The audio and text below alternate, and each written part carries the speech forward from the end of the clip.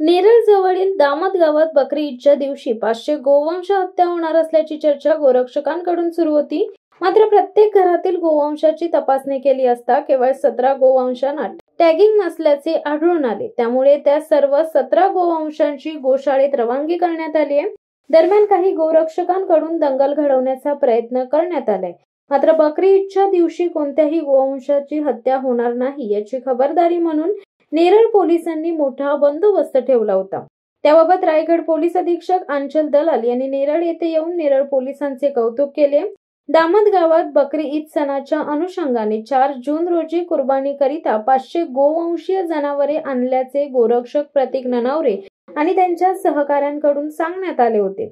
त्यासाठी नेरळ येथे अतिरिक्त पोलीस फाटा पाठवण्यात आला होता। मात्र या अगोदर दामत येथील सर्व गोवंशीय जनावरांना पशुवैद्यकीय अधिकारी डॉक्टर बागुल यांच्या माध्यमातून आरोग्य तपासणी आणि त्यांना टॅग लावून घेण्यात आले होते।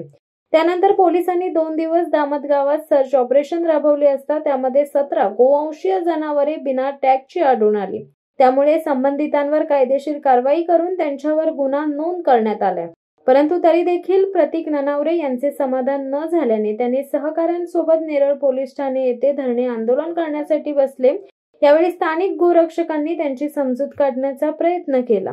मात्र त्यांचे म्हणणे न ऐकता प्रतीक ननावरे आणि त्यांचे सहकारी यांनी कर्जत बदलापूर महामार्ग अडवण्याचा प्रयत्न केला। त्यामुळे या ठिकाणी वाहतूक कोंडी निर्माण झाली होती।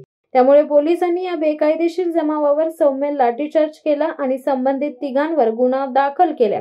त्यामुळे नेरळ पोलीस ठाण्याच्या सतर्क भूमिकेमुळे नेरळ परिसरात होणारा दंगलींचा प्रकारही रोखला गेलाय।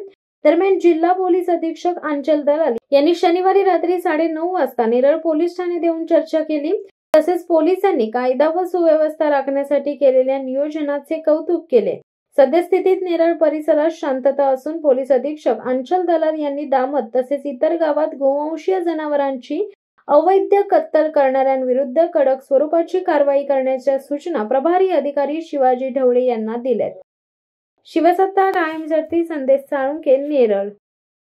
दे धडक बेधडक वृत्त देणाऱ्या आपल्या शिवसत्ता टाइम्स न्यूज चॅनलला लाल बटन दाबून सबस्क्राईब करा आणि बेल आयकॉनला क्लिक करायला विसरू नका।